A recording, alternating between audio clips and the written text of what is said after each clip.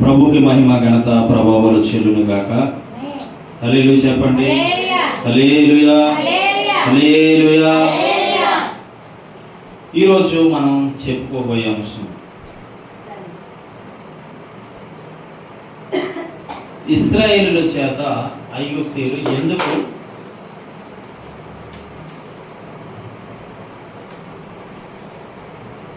మీరు సౌండ్లు చేస్తే నేను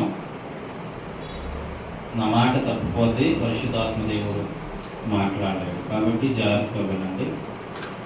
ఇశ్రాయేలుల చేత కఠినమైన సేవ ఎందుకు చేయించుకున్నారు ఐగుప్తీయులు అన్నటువంటి విషయం మీద నేను ఏదైనా మాట్లాడాలనుకుంటున్నాను. హల్లెలూయా. నిర్గమకాండము 1వ అధ్యాయము 13వ వచనం ఒకసారి చదువుకుందాం.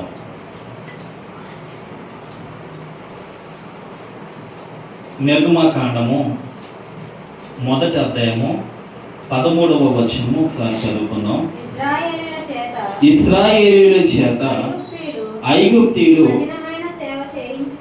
కఠినమైన సేవ చేయించుకొనిరి. ఇశ్రాయేలీయుల చేత ఐగుప్తీయులు కఠినమైన సేవ చేయించుకున్నారట.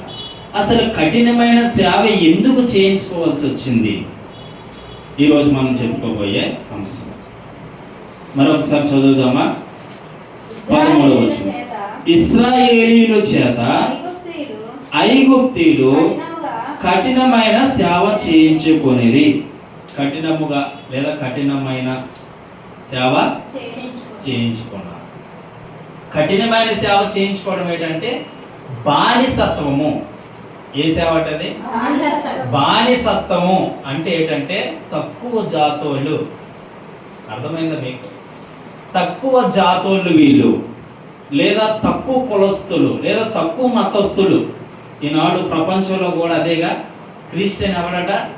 తక్కువ కులమోడు, తక్కువ జాతోడు. ఆనాడు ఈ లింక్ ఉంది, అది ఈనాటికి కొనసాగుతూ ఉంది. హల్లెలూయా. కొనసాగుతూ ఉంది. ఆనాడు ఏదైతే ఏలుబడి చేసిందో ఈనాడు ప్రపంచంలో అదే ఏలుబడితనం చేస్తా ఉంది. క్రిస్టియన్ అనగా వీడు తక్కువ జాతోడురా, తక్కువ మతస్థుడురా, లేదా ఈ యొక్క ప్రాంతాల్లో కానీ ఈ ప్రాంతాలు లేకపోవచ్చు. మా సైడు దేవుడు ఒక మిషనరీని తీసుకొచ్చి మా అన్నయ్య చర్చి దగ్గరలో దేవుడు ప్రార్థన చేసి ఇంతకుముందు ఒక బోరు కోసం 130 అడుగుల కోసం అంతా రాయే. ఎందుకంటే మా ఏరియా అంతా రాయే కదన్నమాట. 130 అడుగుల కోసం అంతా రాయే, అంతా బుగ్గే పడింది, వాటర్ పాలే.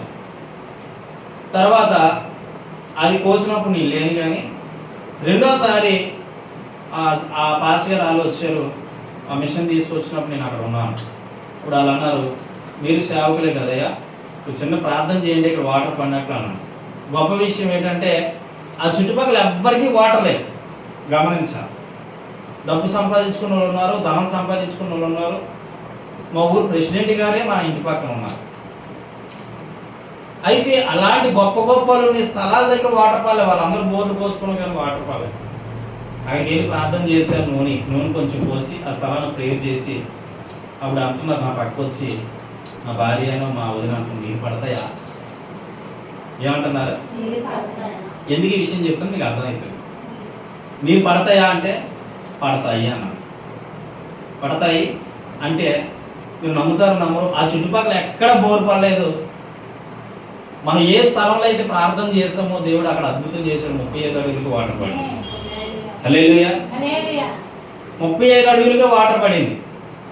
అది 75 అడుగులకి వెళ్ళేంత వరకు వాటర్ పడతానే ఉంది.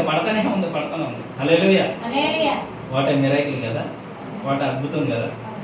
అయితే ఇక్కడ ఈ విషయం ఎందుకు తీసుకొచ్చానంటే ఆ బోరు దగ్గర నీరు కొట్టుకొని, అంటే బోరు దగ్గర అంటే బోరు ఆ మీద కాదు కిందనే, బోరు దగ్గర నీరు కొట్టుకొని కిందనే స్నానం చేస్తున్నామని, కిందనే బ్రష్లు తోముతున్నామని. మరి కాలం అక్కడే కదా, వీళ్ళందరూ బ్రష్లు తోముతున్నారు, స్నానాలు వాళ్ళు అక్కడే చేస్తున్నారు. మీ ఎవరు బోరుకు రామని చెప్పేసి వాళ్ళందరూ ఏమనుకున్నారు? రావడం మనిస్తే అంటే ఆనాడు ఇశ్రాయేలు ప్రజలు ఇటువంటి శాపముతో బ్రతికేవాళ్ళు. అంత బానిసత్వం, కులపిచ్చి, మత పిచ్చి, ప్రాంతీయత పిచ్చి, డబ్బు పిచ్చి అని కొంతమంది ఉన్నారు చూసి, ఇలాంటి కులపిచ్చులు ఉన్నారు. మీరు తక్కువ జాతీయులు. ఆనాడు ఇశ్రాయేలు ప్రజలు కూడా అంతే బానిసత్వంగా చూసిన పరిస్థితి ఆ రోజు. హల్లెలూయా. కులపిచ్చి, మీరు తక్కువ జాతీయులు, మీ దగ్గర మీ నీళ్ళు తోడుకోవాలంటే బానే, ఎవరికి నష్టం? హల్లెలూయా. ఎవరికి నష్టం? ఆ చుట్టుపక్కల ఉంది ఆశ్చర్యపడేటట్టు దేవుడు అద్భుతమైన కార్యం చేశాడు. రైతులు వస్తున్నారు, లేకపోతే నాకే ఎవరికి నీరైతే అవసరమో వాళ్ళు వస్తారు. అంటే దేని గురించి మాట చెప్పారంటే కులపిచ్చి. నేను అక్కడ ఏలుబడి చేస్తున్నది ఏంటి? కులపిచ్చి. వీళ్ళు తక్కువ జాతోళ్ళు. కులపిచ్చి, మత పిచ్చి ఉండే దగ్గర గొడవలు అల్లారలే తప్ప అది ఒకటి ఉండదు. ప్రేమ ఉండదు, అభిమానం ఉండదు, గౌరవం ఉండదు. అక్కడ అసలు ఈ ఇశ్రాయేలు బానిసత్వ బ్రతుకులో ఎందుకు నట్టాల్సి వచ్చిందంటే, బానిసత్వంగా ఆ ఐగుప్తులు ఎందుకు చూడవలసి వచ్చిందంటే, ఈ యోసేపు ఏలుబడి చేస్తున్న దినాల్లో, యోసేపు ఏలుబడి చేస్తున్న ప్రాంతాల్లో వారికే తెలియలేని ఒక రాజు వచ్చాడు. చూడండి, ఆ పైన రాయబడి ఉంటుంది ఆ మాటలో 8వ వచనం. అప్పుడు యోసేపును ఎరుగని, చూడండి, యోసేపే ఎరగలేనటువంటి క్రొత్త రాజు ఐగుప్తులను ఏలనారంభించెను. ఎవరిని ఏలనారంభించాడట? ఐగుప్తీయులకు రాజు. ఈయన ఎవరు రాజు? ఇశ్రాయేలీయులు కాదు రాజు, ఐగుప్తీయులకు రాజు. అంటే దేవుని ప్రజలు కాకుండా వేరొక ప్రజలకి ఈయన రాజు. దేవుని ప్రజలకి దేవుడే రాజు. హల్లెలూయా, హల్లెలూయా. మీరు జాగ్రత్త వినాలి. ఈ మర్మం మీకు అర్థమవుతుంది. ఈ మర్మం మీకు అర్థం అవ్వాలంటే జాగ్రత్త వినాలి. యోసేపుకే తెలియని కొత్త రాజు పుట్టుకొచ్చాడు. రాజు ఎవరిని ఏర్పాటు చేస్తున్నాడు అంటే ఐగుప్తీయులే. ఐగుప్తీయులు అనగా దేవుడికి వ్యతిరేకమైన ప్రజలు, వ్యతిరేకంగా జీవించే ప్రజలు. అలాంటి వారిని ఈ రాజు ఏర్పాటు చేస్తున్నాడు. ఎవరో? ఐగుప్తి రాజు. హల్లెలూయా. అయితే ఏర్పాటు చేస్తుంటే కింద చదవండి అన్న.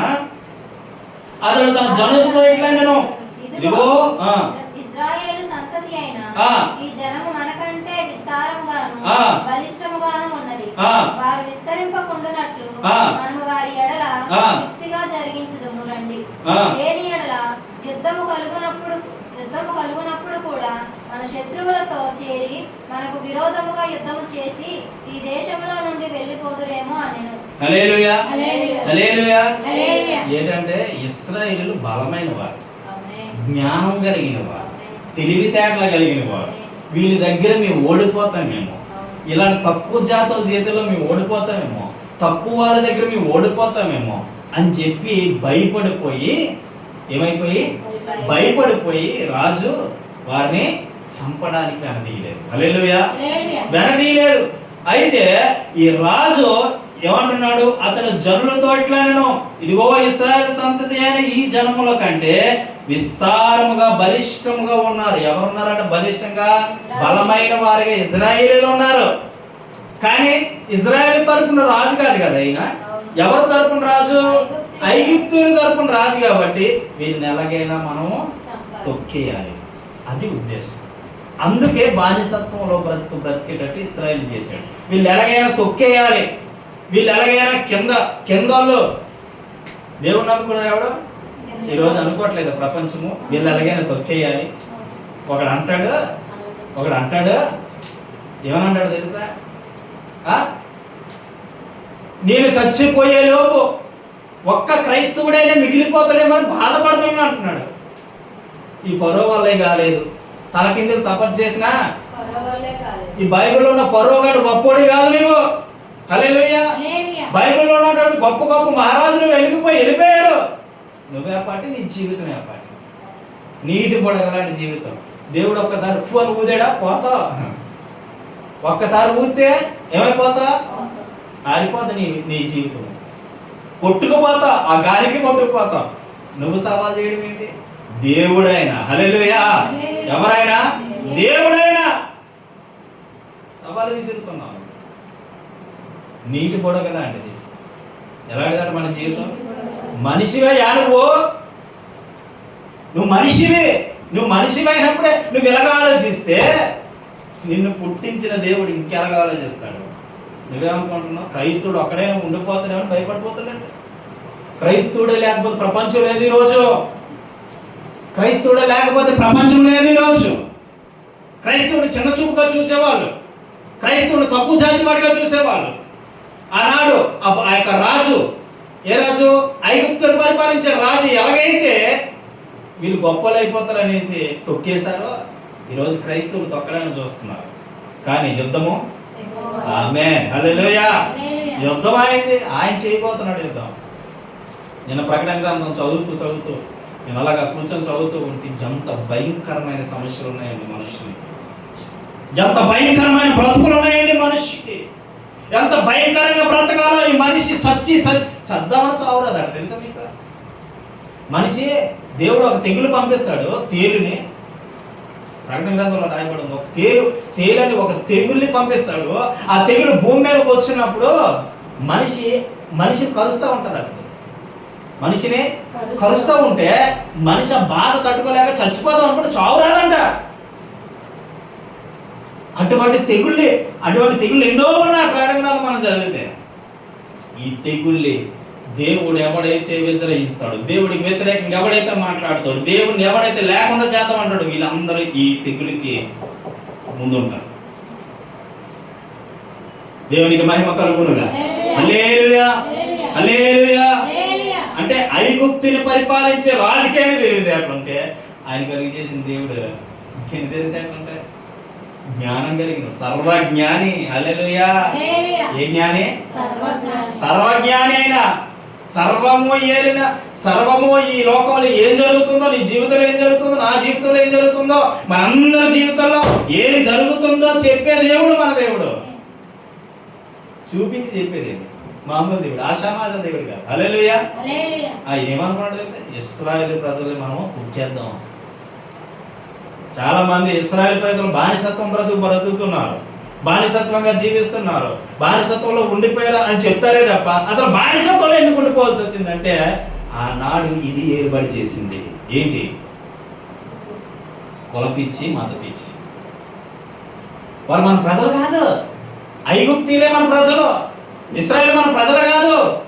కొంతమంది అంటారు కదా, ఆడు మన కులం కాదు, ఆడు మన మతం కాదు, ఆడు మనోడు కాదు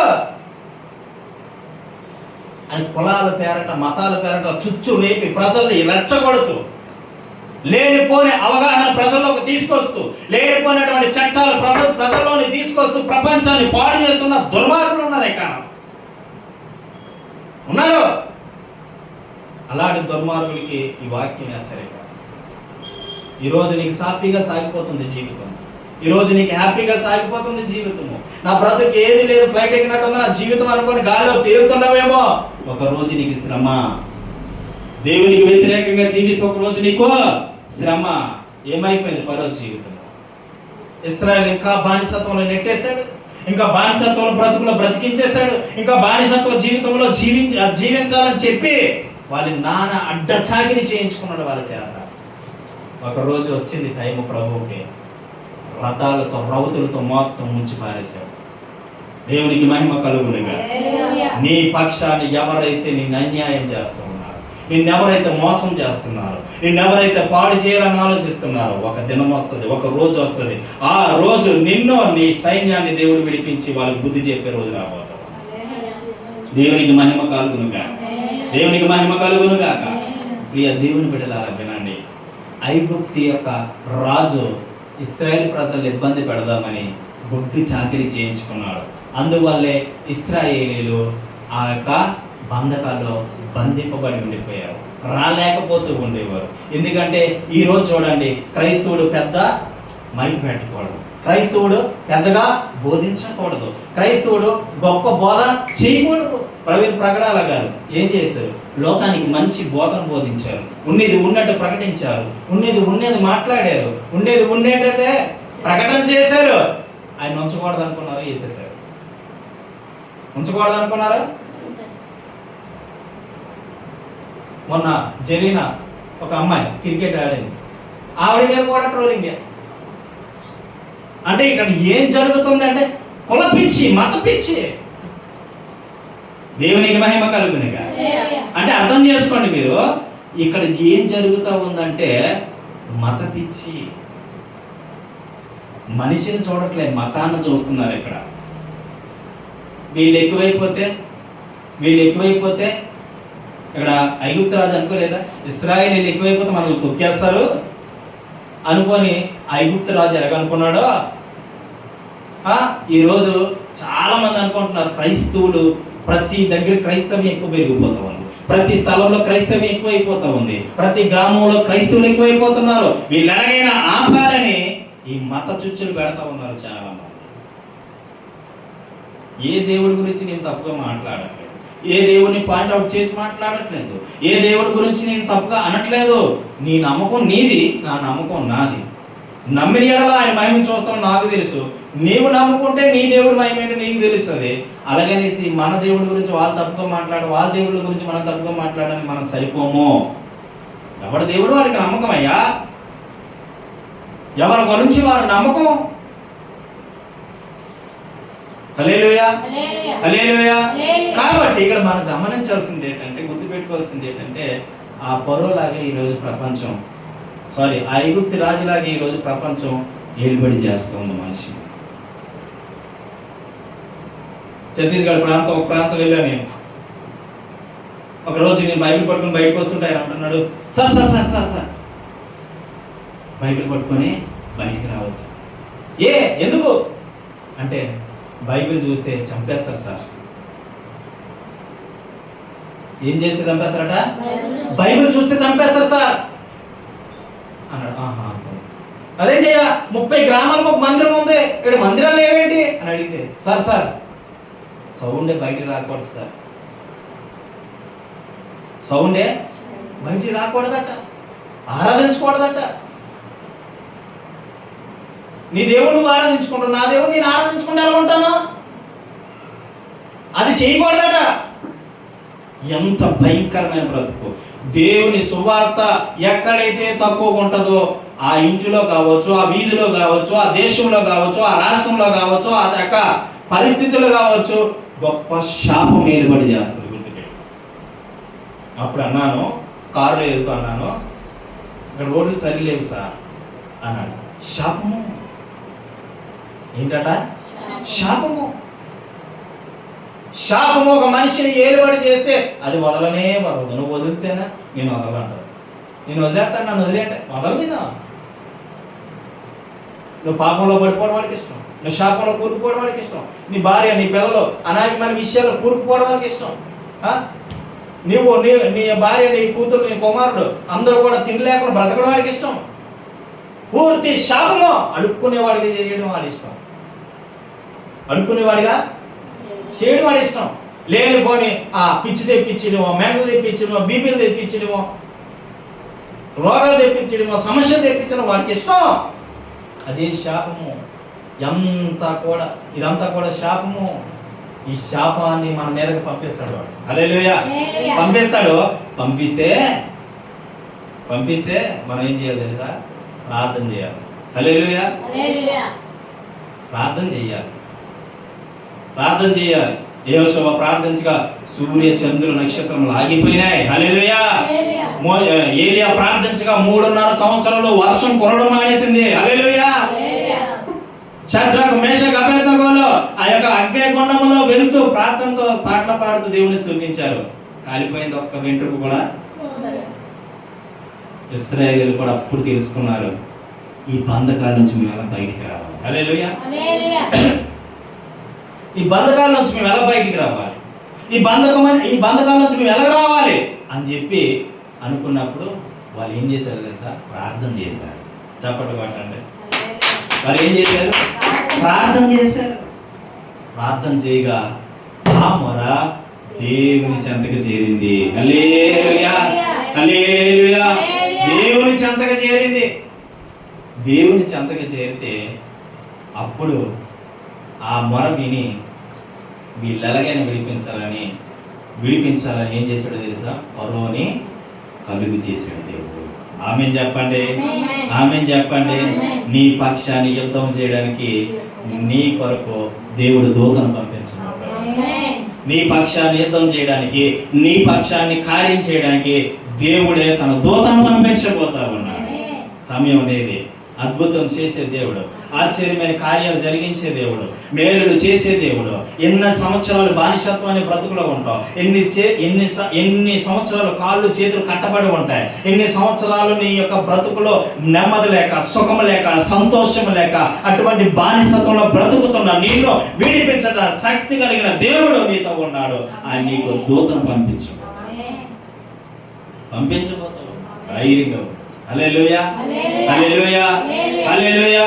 మనం అర్థం చేసుకోవాలి, ఐగుప్తు రాజుకు బుద్ధి చెప్పే దినం వచ్చింది. ఆమె ఐగుప్తు రాజుకి బుద్ధి చెప్పే దినం వచ్చింది. చూడండి ఆ మాటలు మనం చదువుకుందాం.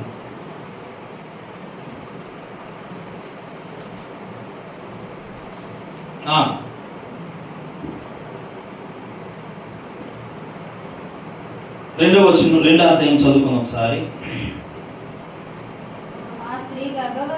రెండో అధ్యాయము మొదటి వచనం. లేవి వంశస్థుడొకడు వెళ్ళి లేవి కుమార్తెను వివాహం చేసుకొని ఆ స్త్రీ గర్భవతి అయి కుమారుని కని వాడు సుందరుడై ఉండుట చూచి 3 నెలలు వాణ్ణి దాచెను. తరువాత ఆమె వాణ్ణి దాచలేక వాని కొరకు ఒక జమ్ము పెట్టి తీసుకొని దానికి జిగటమన్నును కీలును పూసి అందులో ఆ పిల్లవాడిని పెట్టి ఏటి ఒడ్డున జమ్ములో దానిని ఉంచగా వానికేమి సంభవించునో తెలుసుకొనుటకు వాని అక్క దూరంగా నిలిచి ఉండెను. ఫరో కుమార్తె స్నానం చేయుటకు ఏటికి వచ్చెను. ఆమె పనికత్తెలు ఏటి ఒడ్డున నడుచుచుండగా ఆమె నాచులోని ఆ పెట్టెను చూచి తన పనికత్తెలను ఒకటిని పంపి దాన్ని తెప్పించి తెరచి ఆ పిల్లవాడిని చూచినప్పుడు ఆ పిల్లవాడు ఏడ్చుచుండగా చూచి వాని యందు కనికరించి వీడు హెబ్రీయుల పిల్లలలో నొకడనెను. అప్పుడు వాని అక్క ఫరో కుమార్తెతో నీ కొరకు ఈ పిల్లవాడిని పెంచుటకు నేను వెళ్ళి హెబ్రీ స్త్రీలలో ఒక దానిని పిలుచుకొని వద్దునా అనెను. దేవునికి మహిమ కలుగునుగా. అయితే ఇటువంటి శాపములో ఉండిపోతున్న ఇశ్రాయేలు ప్రజలకి ఏం జరిగిందంటే, ఇంకా ఇక్కడ నుండి ఈ ఐగుప్తు రాజు ఒక నిర్ణయం తీసుకున్నాడు. ఏం నిర్ణయం అంటే, ఈ ఐగుప్తు రాజు ఈ ఇశ్రాయేలు ప్రజలు పెరగకూడదు, ఈ బానిసత్వంలో మన కింద పనిచేసేటువంటి వీళ్ళు లేడీస్ మాత్రమే ఉండాలి, బాయ్స్ ఉండకూడదు. వాటి టార్గెట్ అదనమాట. లేడీస్ మాత్రమే ఉండాలి, బాయ్స్ ఉండకూడదు. అంటే మగ పిల్లలు పుట్టినట్టు చంపేయండి అని చెప్పి ఏం చేశాడు తెలుసా? నిబంధనలు పెట్టాడు. నిబంధనను పెట్టి ఆ నిబంధన వాళ్ళకి చెప్పాడు అన్నమాట. ఎవరికి? ఐగుప్తీయులకి చెప్పాడు. వెంటనే ఐగుప్తీయులు వెళ్ళి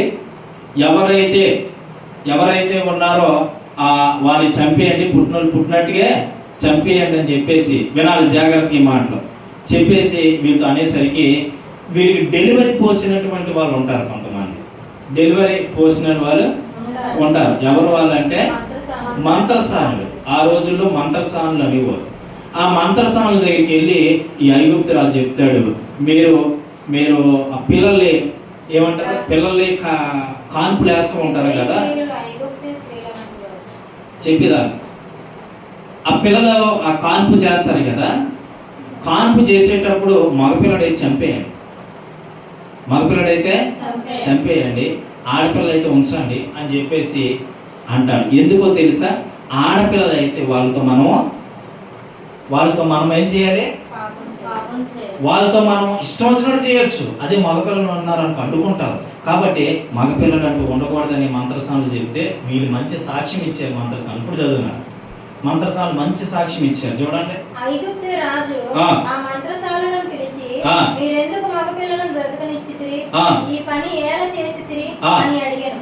అందుకు ఆ మంత్రసానులు, హెబ్రీ స్త్రీలు ఐగుప్తీ స్త్రీల వంటి వారు కారు, వారు చురుకైన వారు, మంత్రసాని వారి యొద్దకు వెళ్ళక మునుపే ప్రసవించి యుందురని ఫరోతో చెప్పిరి. హల్లెలూయా, హల్లెలూయా. ఈ ఐగుప్తు రాజు ఎవరంటే ఫరో. ఇప్పుడు చెప్పలేదు కదా నేను. అప్పుడు రాజులు ఏమనేవారు అంటే ఫరో అనేవారు. ఫరో అనేవారు. ఈ ఫరో ఏం చెప్పాడంటే, వాళ్ళు ఎందుకు బ్రతికించారు? చంపేయాలి కదా, ఇశ్రాయేలు పెరగకూడదు కదా, ఇశ్రాయేలు గొప్పలు అవ్వకూడదు కదా, ఇశ్రాయేలు ప్రజలు వాళ్ళు గొప్పలు అయితే మనల్ని తొక్కేస్తారు కదా, కాబట్టి వాళ్ళు చంపేయాల్సింది కదా కొడుకులు అంటే వాళ్ళు ఏ సాక్ష్యం ఇస్తున్నారంటే వాళ్ళు మనకంటే తిరివైన వాళ్ళు, మనం వెళ్ళకంటే ముందే వాళ్ళు డెలివరీ అయిపోతారు. హల్లెలూయా. మనం వెళ్ళక ముందే వాళ్ళు డెలివరీ అయిపోతారు అని చెప్పాడు అన్నమాట. చెప్పినంటే అప్పుడు అనుకున్నాడు అయితే వీరికి కూడా ఉంది. హల్లెలూయా, హల్లెలూయా. ఈరోజు నేను చెప్తున్నాను కదా, అతి తెలివి అతి జ్ఞానము ఎవరు సంపాదించుకుంటున్నారు ఈ లోకంలో అంటే క్రైస్తవులు. హల్లెలూయా. క్రైస్తవులు మాత్రమే సంపాదించుకుంటున్నారు అతి తెలివి అతి జ్ఞానం. జ్ఞానము అందరికీ ఉంటుంది, అది లోకపరంగా మాత్రమే ఉపయోగించడానికి పనిచేస్తుంది, కానీ దైవిక జ్ఞానం అయితే కుటుంబాలు కడుతుంది, జీవితాలు కడుతుంది. అర్థమవుతుందా? వ్యక్తులు కడుతుంది. ఎటువంటి కంపెనీలైనా పాడైపోతున్న కంపెనీలు వాళ్ళు తెలివితేటలతో కట్టగలుగుతారు. ఆమె హల్లెలూయా. మీరు క్రైస్తవులే. ఈరోజు నాకు జ్ఞానం ఉంది నాకు జ్ఞానం ఉందని బూడిదలు పడుతున్నారు. క్రైస్తవుడికి ఉన్న జ్ఞానం అంతంత కాదు. ఒక వ్యక్తితో నేను ఇలా మాట్లాడుతూ ఉన్నాను, మాట్లాడుతూ ఉంటే ఆయన అంటున్నాడు, బాబు నువ్వు ఏం చేస్తావు అని అడిగాడు అన్నమాట. అవును నేను పాస్టర్ గారిని, అందుకే నీతో మాట్లాడలేకపోతున్నాను నేను అంటున్నాను. అందుకే నీతో మాట్లాడలేకపోతున్నాను అంటే ఎందువల్ల?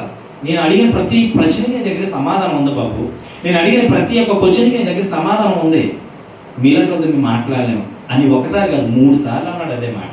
దేవునికి మహిమ కలుగును గాక. హల్లెలూయా, హల్లెలూయా. ఎందుకు మాట్లాడుతున్నానంటే ఈ లోకంలో ఎక్కువ జ్ఞానం సంపాదించుకున్నవాడు క్రైస్తవ్యుడు. ఎందుకు చెప్పమంటావా? ఈ క్రైస్తవులు జ్ఞానం సంపాదించుకోవడానికి కారణం ఏంటంటే ఎవరున్నారని ధైర్యం చెప్పాలి. ఎవరున్నారని ధైర్యం, ఎవరున్నారని ధైర్యం. నా వెనక మన వెనక దేవుడు ఉన్నాడు. హల్లెలూయా. యుద్ధం చేసేది ఆయన. దావీదుకి ఎవరు ధైర్యం? దావీదుకి ధైర్యం ఏంటి? షడ్రక్ మేషక్ అబేద్నెగోలు ధైర్యం ఏంటి? షడ్రక్ మేషక్ అబేద్నెగోలు కాలిపోవడానికి ధైర్యం ఏంటి? హల్లెలూయా, హల్లెలూయా.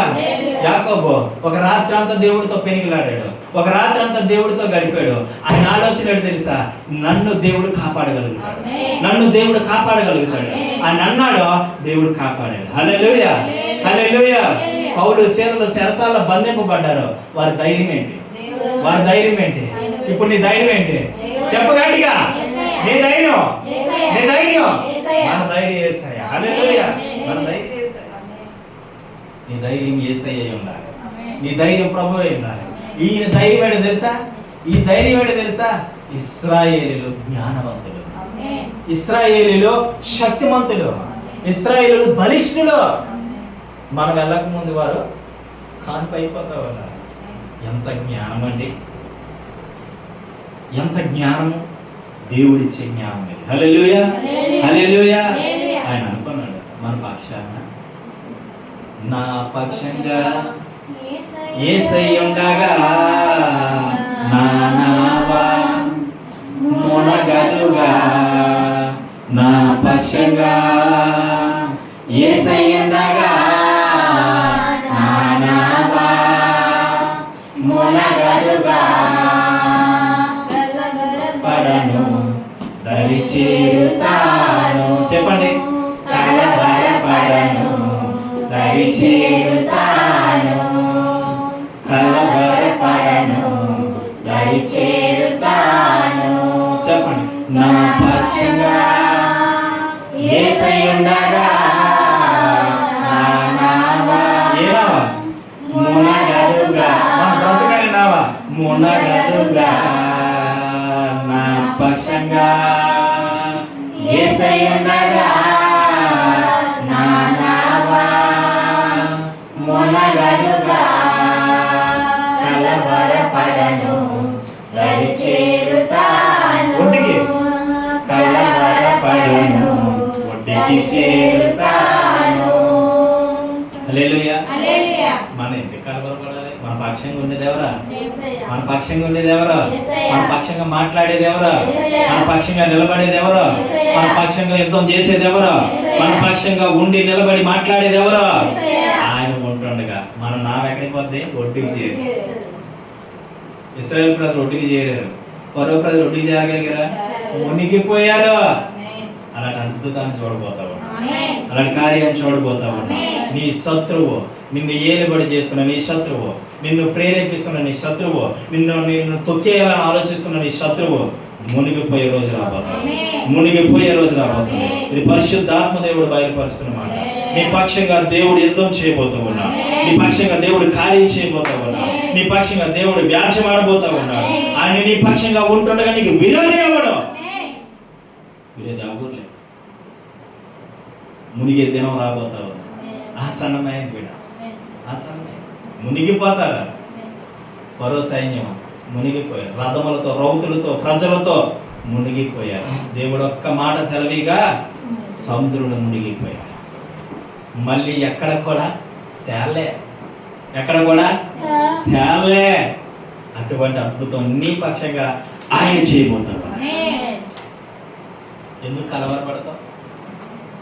ఇశ్రాయేలు ప్రజలు కలవరంతో ఉన్నారు, వ్యాధులతో ఉన్నారు, దుఃఖంతో ఉన్నారు. ఎవరు మమ్మల్ని విడిపించగలరు ఈ సమస్య నుంచి? ఎవరు మమ్మల్ని రక్షించగలరు ఈ బాధల నుంచి? ఎవరు మమ్మల్ని తప్పించగలరు ఇటువంటి సమస్యల నుంచి? బానిసత్వం బ్రతుకు ఎన్నాళ్ళు బ్రతకాలయ్యా? బ్రిటిష్ వారి దగ్గర బానిసత్వం బ్రతుకు భారతదేశ ప్రజలు బ్రతకలేదా? భారతదేశం బ్రిటిష్ వారి దగ్గర కాళ్ళు మొక్కల్సి వచ్చింది, పాదాభినందనాలు చేయాల్సి వచ్చింది. వారికి ఇష్టం వచ్చిన స్త్రీలతో వ్యభిచారం చేసేటువంటి వాళ్ళు బ్రిటిష్ వారు, వారికి నచ్చినట్టుగా జీవించేవాళ్ళు. పెద్ద పెద్దవాళ్ళు చూస్తే దండలు కట్టుకొని చెప్పండి అయ్యా అని అనేటువంటి జీవితాలు బ్రతికారు. ఇశ్రాయేలు ప్రజలు బ్రతుకోవడానికి బానిసత్వంలో బ్రతికారు. ఈ ఫరో చేతుల దగ్గర ఇటువంటి బానిసత్వం బ్రతికిన దగ్గర దేవుడు అక్కడ పంపించాడు, అద్భుతాలు చేశాడు. ఆమేన్ చెప్పు, ఆమేన్ చెప్పు.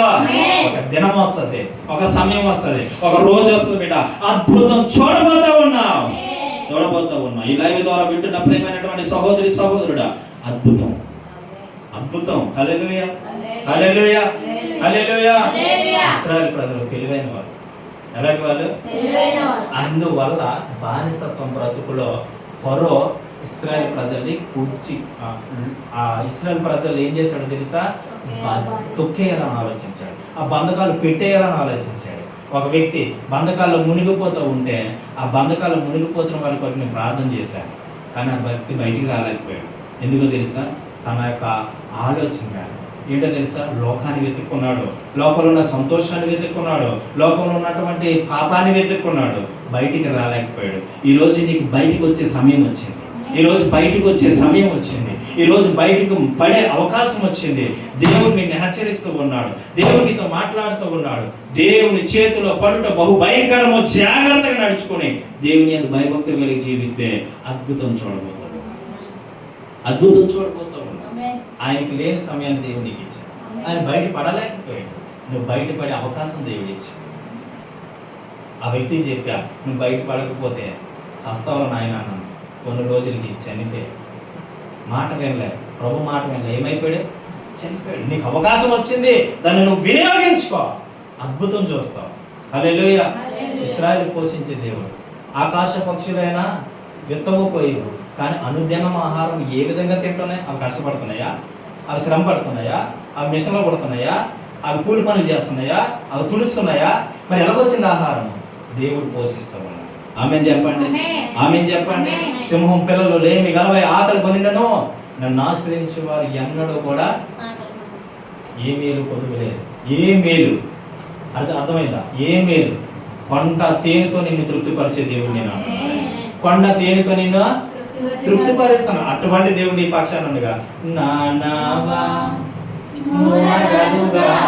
చెప్పండి, కలవరపడను దరి చేరుతాను, కలవరపడను దరి చేరుతాను. గొప్ప కార్యాలు ప్రారంభించాడు, తప్పకుండా చేసి ముగిస్తాడు. గొప్ప కార్యాలు ప్రారంభించాడు, తప్పకుండా చేసి ముగిస్తాడు. అద్భుతమైన కార్యములెన్నో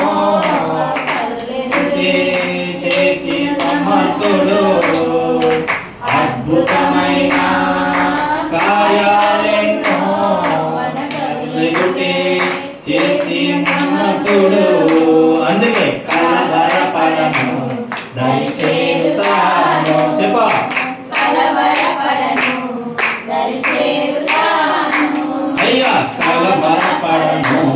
దరి చేరుతాను, కలవరపడను. నీ జీవితంలో నువ్వు అనుకోవాలి, నేను కలవరపడను, ఒడ్డుకి చేరుతాను అనాలి. ఏమండి నా మాట ఒకసారి నాతో అనండి. కలవరపడను, ఒడ్డుకి చేరుతాను. చెప్పండి. కలవరపడను, దుఃఖపడను, వేదన పడను, నిందపడను, అవమాన పాలు కాను, ఒడ్డుకి చేరుతాను. చెప్పండి. ఒడ్డుకి చేరుతాను. నా కష్టాల నుంచి నేను ఒడ్డుకి చేరుతాను. నా కష్టాల నుంచి ఒడ్డుకి చేరుతాను. నా కష్టాల నుంచి, నా ఇబ్బందుల నుంచి ఒడ్డుకి చేరుతాను. చేరారా లేదా ఇశ్రాయేలు ప్రజల? చేరారా లేదా ఇశ్రాయేలు ప్రజలు? విడిపించాడా లేదా? అన్ని మాట నిరూపించాడా లేదా దేవుడు? నీ పక్షాన్ని కూడా దేవుడు న్యాయం చేయబోదు. ఆమేన్ చెప్పు. పరిశుద్ధాత్మ దేవుడు మాట్లాడతాడు. పరిశుద్ధాత్మ సన్నిధానం మధ్యలో మాట్లాడతాడు. అన్ని పక్షంగా ఉండే కార్యం జరిగించబోతున్నాడు. అన్ని పక్షంగా ఉండే యుద్ధం చేయబోతున్నాడు. అన్ని పక్షంగా ఉండి మాట్లాడబోతా ఉన్నాడు. అన్ని పక్షంగా ఉండి కార్యం చేయబోతా ఉన్నాడు. అద్భుతం. నీ నామం మునగదు, కలవరపడదు, దరి చేరుతాం, ఒడ్డుకి చేరుతాం, మునగదు. ఇశ్రాయేలు ప్రజల జీవితాల్లో అద్భుతం చేశారు. నడిచేరు దేవుడితో దేవుడు ఫరో సైన్యాన్ని నుంచి దేవుడు తప్పించాడు. అలాగే పాపం అనే సైన్యం నుంచి నేను తప్పించబోతాను. శాపం అనే సైన్యం నుంచి నేను తప్పించబోతున్నాను. దైవ కార్యాల నుంచి దేవుడు తప్పించబోతున్నాడు. మరణ బంధకాల నుంచి దేవుడు తప్పించబోతున్నాడు. వ్యాధుల నుంచి దేవుడు తప్పించబోతున్నాడు. అప్పుడు సమస్యల నుంచి దేవుడు తప్పించబోతూ ఉన్నాడు. ఆర్థిక ఇబ్బందుల నుంచి దేవుడు తప్పించబోతూ ఉన్నాడు. నమ్మినట్లయితే ఆయన మనం అయిపోవచ్చు. హల్లెలూయా, హల్లెలూయా, హల్లెలూయా. కలవరపడకు, దరి చేరుకో. కలవరపడకు, దరి చేరుకో. పంపించాడు. అప్పుడు ఆ ఇశ్రాయేలు ప్రజలకి ఒక రాజుని పంపించాడు. అలాగే నీ జీవితంలో ఒక రాజుని పంపించబోతావు. అద్భుతం, అద్భుతం. Oh thank you Lord, Holy Spirit in the name of Jesus. అద్భుతం చూడబోతావన్నా, కార్యం చేయబోతావు. నీ పక్షంగా యేసయ్య ఉండగా కలవరపడను, దరి చేరుతాను, కలవరపడను, దరి చేరుతాను. హల్లెలూయా. ఫరోను పంపించిన తర్వాత ఇక్కడ చూడండి, మంచి అంశం, జాగ్రత్త వినాలి మాట. ఫరో పుట్టాడు, మోషే పుడితే అప్పటికే ఆ సామ్రాజ్యం అంతా ఏమవుతుందంటే గలిబిలి అందరినీ చంపేస్తుంటే అప్పుడు వాళ్ళ తల్లి, నా కొడుకు నా ఎదుట, నా కళ్ళ ఎదుట చచ్చిపోవడం ఆ తల్లి చూడలేక, ఆ తల్లి ఆ బాధను భరించలేక, కన్న కొడుకు కళ్ళ ఎదురు చచ్చిపోతూ ఉంటే ఏ తల్లి చూస్తూ ఊరుకోగలుగుతుందండి? ఏ తండ్రి చూస్తూ ఊరుకోగలుగుతాడండి? మా ఎదురు చచ్చిపోవడం నాకు ఇష్టం లేదని చెప్పి ఒక జమ్ము పెట్టి తయారు చేసి ఆ పెట్టికి కీలు పూసి ఆ పెట్టిని ఒక సరస్సులో లేదా ఒక ఏడు ఒడ్డున వదిలిపెట్టి ఆ నీరుని ఎలా కొడుతూ ఉంటే ఆ బాక్స్ వెళ్ళిపోతూ ఉంటే ఈలోపు ఫరో కుమార్తె ఆ ఏటు ఒడ్డుకి వచ్చి స్నానం చేస్తుంది. హల్లెలూయా. చూడండి, దేవుని ప్రణాళిక ఎలా ఉందో చెప్తున్నాను క్లారిటీగా, కళ్ళకు అత్తుకున్నట్టు చెప్తున్నాను. ఫరో కుమార్తెని ఆల్రెడీ దేవుడు అక్కడ పెట్టాడు. ఆమెన్ చెప్పండి. ఈ జమ్ము పెట్టి తిన్నకి ఎక్కడికి వెళ్ళింది తెలుసా? ఆ ఫరో కుమార్తె దగ్గరికి వెళ్ళింది.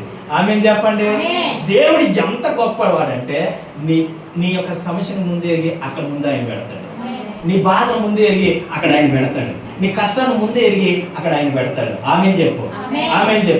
అయితే ఆ ఫరో కుమార్తెను అక్కడ పెట్టిన తర్వాత స్నానం చేస్తూ ఉండగా ఆయన అంటున్నారు, ఇక్కడ స్నానం చేసే వాళ్ళు అక్కడ కొంతమంది, ఆమె మహారాణి కదా, ఆ ఫరో కుమార్తె మహారాణి అయితే మహారాణి దగ్గర ఎంతమంది పని వాళ్ళు ఉంటారు, వాళ్ళందరినీ చూసి వాళ్ళందరూ అంటున్నారు, ఎంత ముద్దుగా ఉన్నాడు, ఎంత చక్కగా ఉన్నాడు, ఎంత సుందరంగా ఉన్నాడు అనేసరికి ఈ ఫరో కుమార్తె, అయితే నేను పెంచుకుంటాను. హల్లెలూయా.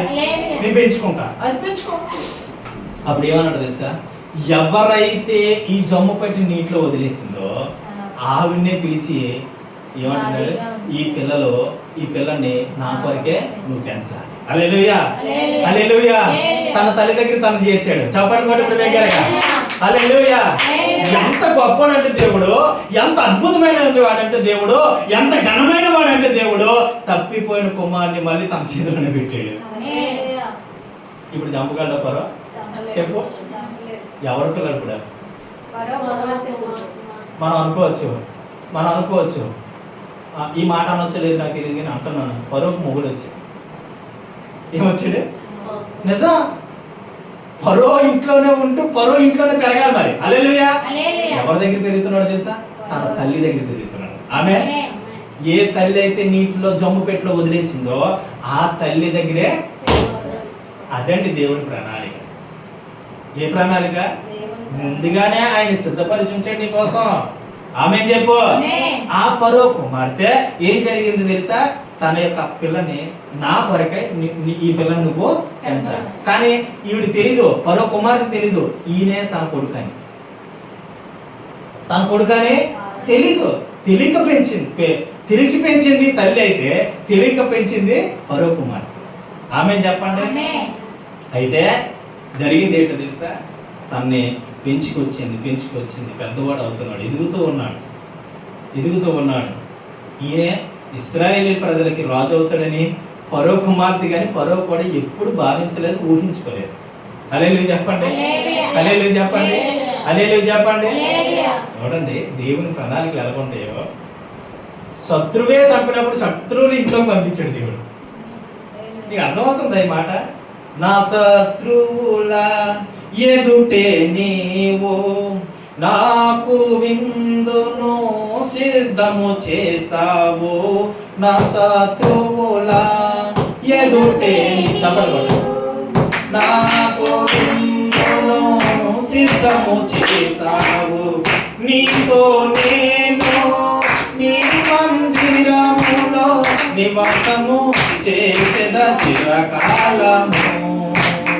నీతో నేను నీ మందిరములో నివాసము చేసేద చిరకాలము.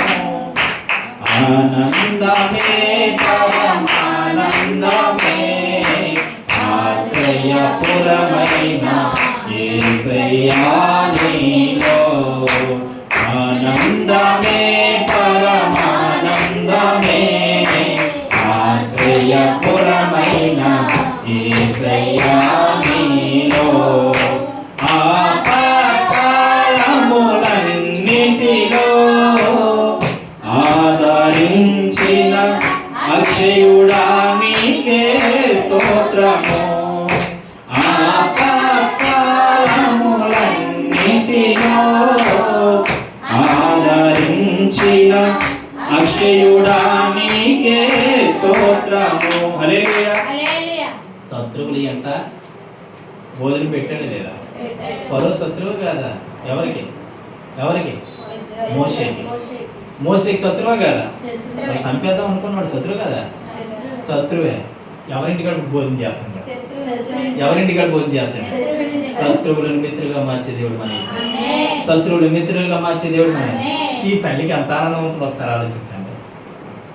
ఏ కుమారుణ్ణి అయితే చంపేస్తారని జమ్ము పెట్టి వదిలేసిందో ఆ కుమారుణ్ణే తీసుకొచ్చి తన తల్లికి అప్పచెప్తే ఎంత సంతోషం ఉంటుందండి ఒక తల్లిగా.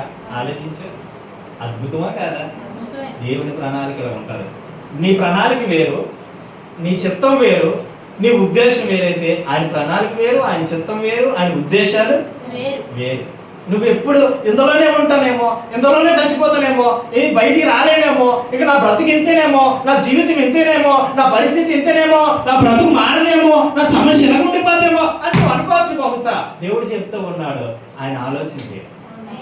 తల్లి గర్భమందు రూపింపబడక ముందు నేను ఎరిగి ఉన్న దేవుడు ఆయన ఆలోచనే వేరు, ఆయన తలంపై వేరు. తెలుసా?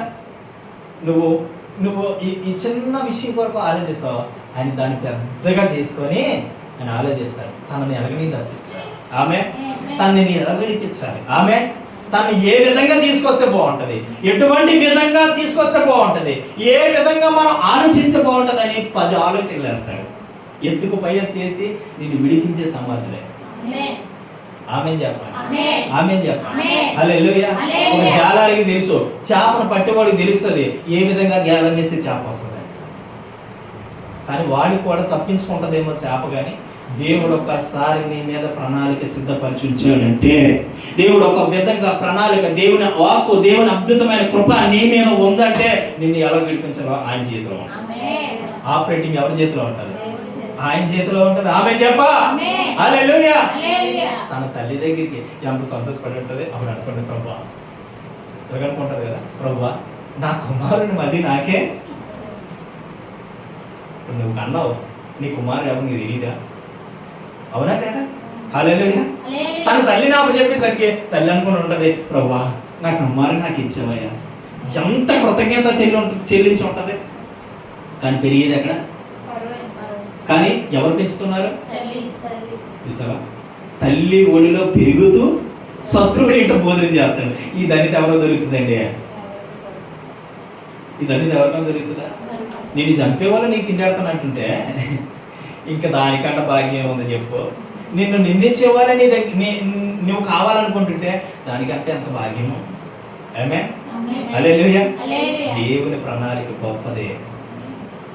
మళ్ళీ చెప్తున్నా, దేవుని ప్రణాళిక నీ పట్ల కలిగి ఉన్న ప్రణాళిక నిజం, నీ పట్ల కలిగి ఉన్న ఉద్దేశం నిజం.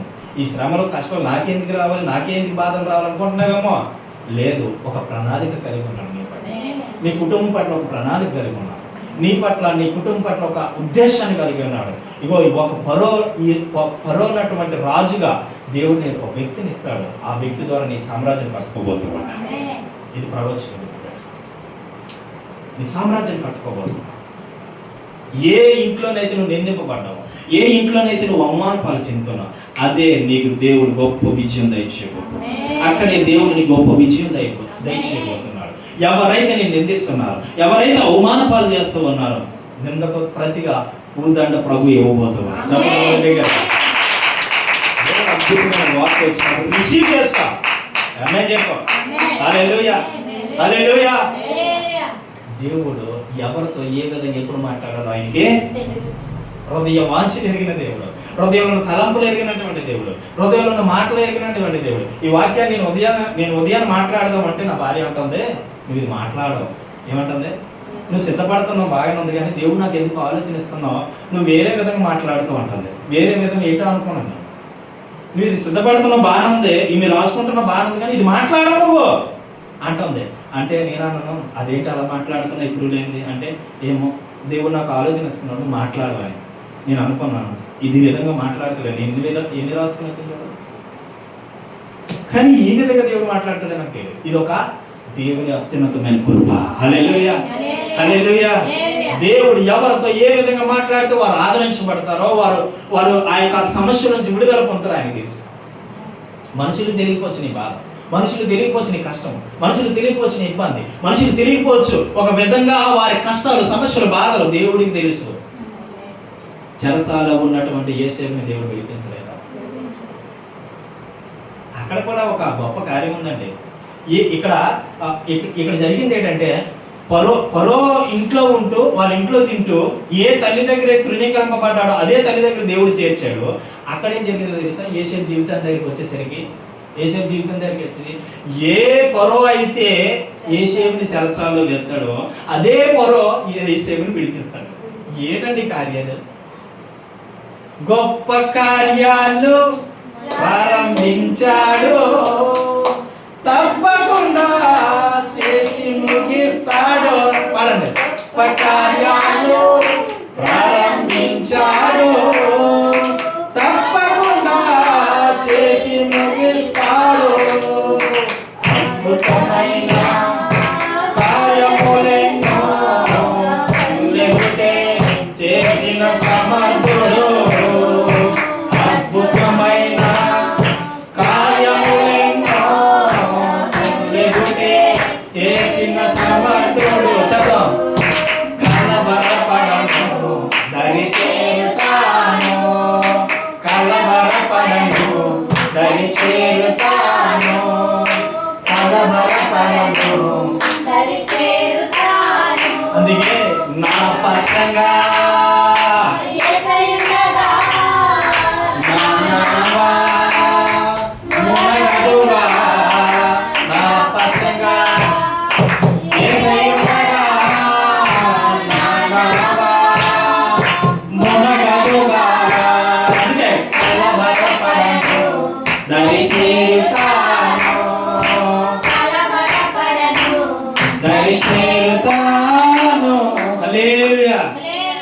ముందుగా నిర్ణయించాడు. శద్రకు మేషకు అబేద్నెగోలు వినాలి. శద్రకు మేషకు అబేద్నెగోలు ముందుగా నిర్ణయించాడు. ఆ ప్రతిమకి నిన్ను మొక్కమంటారు, ఆ ప్రతిమకి నీకు నమస్కారం చేయమంటారు. కానీ వాళ్ళ విశ్వాసం ఎలా ఉందో తెలుసా? నీ మొక్క, హల్లెలూయా, నేను పూజించా, హల్లెలూయా, నేను మాట్లాడినా, హల్లెలూయా. అప్పుడు అనుకున్నారు వాళ్ళు ముగ్గురు, ఏమనుకున్నారు తెలుసా? చంపేసిన దేవుడే, విడిపించిన దేవుడే. ఆ యొక్క నిబంధనలు నువ్వు ఉన్నావు ఈరోజు. ఆ నిబంధనలు నీవు ఉంటే దేవుడు నిన్ను విడిపించడానికి ఆసక్తుడు. ఆ నిబంధనలు నువ్వు కనుకుంటే నిన్ను విడిపించడానికి ఆయన సమర్థుడు. హల్లెలూయా. ఆయన ఏం చేశాడో తెలుసా? విడిపించడం లేదా? విడిపించడం లేదా? నిన్ను ఆ విధంగా విడిపించు, నిన్ను ఆ విధంగా తప్పించబోతున్నాడు, నిన్ను ఆ విధంగా బయటకు లాగి రాబోతున్నాడు. దేవుడు మాట్లాడుతున్న మాట అద్భుతమైన మాట. నువ్వే బంధకాలు ఉన్నావు బిడ్డ, ఇది నా కొరకే అనుకుంటే అది నీ కొరకే. నువ్వే బంధకాల్లో ఉన్నా ఆ బంధకాల నుంచి ఆయన విడిపించే సమర్థుడు, శక్తిమంతుడు, బలవంతుడు, అధికారం కలిగిన దేవుడు, నిన్న నేడు నిరంతరం ఏకరీతిగా ఉన్న దేవుడైనా విడిపించగలడు. కలవరపడు, మచ్చలు పడు, నా బ్రతికింతే, నేను ఇలాగే ఉండిపోతా, నా జీవితం ఇంతే, ఎక్కడ వేసిన పొంగలు అక్కడే, నా బ్రతికింతే, నన్ను ఎవరు పట్టించుకోడు, నన్ను ఎవరు చూడరు, నాకు తల్లి అవసరంలే, తండ్రి అవసరంలే, ఎవరు అవసరంలే, నాకు ఇంతే, నా బ్రతికింతే, మునిగిపోతున్నావేమో, నీ నావను ఇంకా ముంచేసుకుంటున్నావేమో, ఒడ్డుకి చేరుతావు. హల్లెలూయా. ఒడ్డుకి చేరుతావు. చెప్పు, ఒడ్డుకి చేరుతావు. ఆమె చెప్పు, ఒడ్డుకి చేరుతావు. ఒడ్డుకి చేరే సమయం రాబోతావు. కలవరపడు. హల్లెలూయా. ముందుగా షడ్రకు మేషకు అబేద్నెగోలు నిర్ణయించాడు దేవుడు. నిర్ణయించాడు. నీతిమంతుడిగా అక్కడ నిలబడ్డారు, యథార్థవంతులుగా నిలబడ్డారు, పరిశుద్ధులుగా నిలబడ్డారు. ఒక్క వెంట్రుక కూడా కాలిపోలేదు. ఎంత అద్భుతం చేశాడు. అగ్ని గంధకంలోంచి బయటకు వచ్చారు, అగ్ని ప్రకారంలోంచి బయటకు వచ్చారు, అగ్నిలోంచి బయటకు లాగాడు. ఎవరు విడిపించారు? ఎవరు విడిపించారు? ఎవరు విడిపించారు? చెప్పు నోటితో. ఎవరు విడిపించారా? యేసయ్య. హల్లెలూయా. చెప్పు, యేసయ్య, యేసయ్య, యేసయ్య. చెప్పండి, యేసయ్య. ఆయన విడిపించాడు. యేసయ్య విడిపించాడు. యేసయ్య విడిపించాడు. ఆయన విడిపించకపోతే నీవు, నేను, ఇశ్రాయేలు ప్రజలు కూడా లేదు. ఆయన విడిపించాడు. కాబట్టి బిడ్డ, ధైర్యం. ఇంత బలమైన వాక్యాన్ని నీ కొరకు ఎందుకు ప్రకటిస్తున్నాడో తెలుసా? నీతో ఎందుకు దేవుడు మాట్లాడుతున్నాడో తెలుసా? నీకు అవసరం, నీకు అవసరం. దేవుడు అందుకే నీతో మాట్లాడుతాడు. ఎక్కడైతే నువ్వు నిందింపబడ్డావో అక్కడ నేను దీవించాలనేది ఆయన చెప్తున్నా. ఎక్కడైతే నువ్వు తలదించుకున్నావో అక్కడ నిన్ను దీవించాలి. నా కనుల వెంబడి కన్నీరే రానియ్యక, నా ముఖములో దుఃఖమే ఉండనియ్యక, చిరునవ్వుతో నింపిన. ఎవరు నింపుతారు?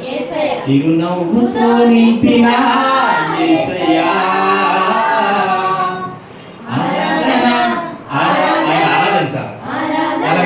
చిరునవ్వుతో ఆరాధించాలి. ఆమేన్. ఆరాధన, ఆరాధన, ఆరాధన నీకే. అవమానాలను ఆశీర్వాదముగా, నిందలన్నిటినీ దీవెనలుగా మార్చి. నీకు ఎప్పుడైనా అవమానం ఎదురైనప్పుడు ఇలా అనుకో, ఈ అవమానం నా కోసం. ఆమె చెప్పు, ఆమె చెప్పు, ఈ అవమానం నా కోసం, ఈ అవమానం నా కోసమే. ఎందుకో తెలుసా? అవమానాలను ఆశీర్వాదముగా, నిందలన్నిటినీ దీవెనలుగా మార్చి. నేను వేసే ప్రతి అడుగులో నీవే నా దీపమై, నేను వేసే ప్రతి అడుగులో నీవే నా దీపమై,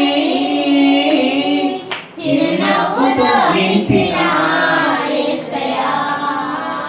చిరునవ్వుతో నింపిన యేసయ్యా. అవమానం వస్తుందని, నింద వస్తుందని అందులోనే ఉండిపోతారు. బయటికి రా. ఆమేన్. బయటికి రా. నిన్ను విడిపించడానికి ఆయన సమర్థుడు. నిన్ను విడిపించడానికి ఆయన సమర్థుడు. నిన్ను రక్షించడానికి ఆయన సమర్థుడు. నిన్ను ఆ యొక్క ఒడంబడికి నీతో చేసుకున్న దేవుడు ఇంకా బ్రతికే ఉన్నాడు. చెప్పండి మన దగ్గర. ఇంకా నీకు ఒడంబడికి చేసుకున్న దేవుడు ఇంకా బ్రతికే ఉన్నాడు. ఆయన శక్తిమంతుడు. ఆ శక్తిమంతుడు నీతో మాట్లాడుతున్నాడు. ఎందుకు పనికిరాని మన జీవితాన్ని ఆయన ఏర్పాటు చేసుకున్నట్టుగా ఆనాడు మోసే జీవితాన్ని ఆయన ఏర్పాటు, ఆయన బలపరిచాడు, ఆయన నడిపించాడు. ఇశ్రాయేలు ప్రజలు అక్కడ నుండి బయటికి పంపించింది కూడా ఆయనే. హల్లెలూయా, హల్లెలూయా. ఎవరైతే ఆటంకంగా ఉన్నారో, ఎవరైతే పోరాటం చేస్తూ ఉన్నారో, ఎవరైతే మన పక్షాన్ని విరోధంగా యుద్ధం చేస్తున్నారో వారిని బయటికి పంపించి మనల్ని హెచ్చించే దేవుడు కూడా ఆయనే. ఆయనే సమర్థుడు. హల్లెలూయా, హల్లెలూయా. బిడ్డ, దేవుని మాటలు ఎంతవరకు విన్నాం కదా. నీ హృదయంలో ఆలోచన నీ కాలవరపడదు, ధైర్యంగా బ్రతుకుతావు. నిందలు వచ్చాయని, అవమానాలు వచ్చాయని, నాకెంతే, నా బ్రతికింతే, నా జీవితం ఇంతే అని కృంగిపోయాక నా దేవుడు నన్ను బలపరిచాడు, నన్ను స్థిరపరిచాడు. ఆనాడు శద్రకు, మేషకు, అబేద్నెగోని బయటికి తీసుకొచ్చిన దేవుడు, ఆనాడు దానియేలు బయటికి తీసుకొచ్చిన దేవుడు, ఆనాడు పౌలు శీలను బయటికి తీసుకొచ్చిన దేవుడు ఇంకా బ్రతికే ఉన్నాడు. ఆ దేవుడే నన్ను కూడా విడిపించగలుగుతాడని నువ్వు నమ్మినట్లయితే నీ జీవితంలో గొప్ప అద్భుతం చూడబోతున్నావు. గొప్ప అద్భుతం చూడబోతున్నావు. గొప్ప అద్భుతం చూడబోతున్నావు. గొప్ప అద్భుతం చూడబోతున్నావు. బిగ్గరగా చప్పట్లు కొడితే ఏసైనా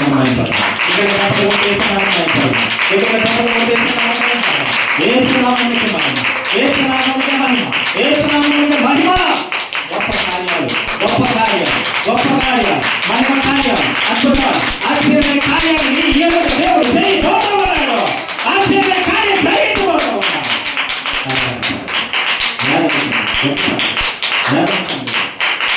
ఆయన అద్భుతం చేసేది మీ పక్షం నుండి కార్యం చేయబోతాడు. దేవుడి మాటలు దీవించగా, దేవుడి మాటలు ఆశీర్వదించగా. ప్రార్థన చేసుకున్నారు, ప్రార్థన చేసుకున్నారు, ప్రార్థన చేసుకున్నారు. అందరూ మోకరించండి. దేవుని ఆత్మని దర్శిస్తూ ఉంది. దేవుని ఆత్మని కమ్ముకోబోతా ఉంది. దేవుని కృపని కమ్ముకోబోతుంది. Thank you Lord Holy Spirit in the name of Jesus. Thank you Lord Holy Spirit in the name of Jesus.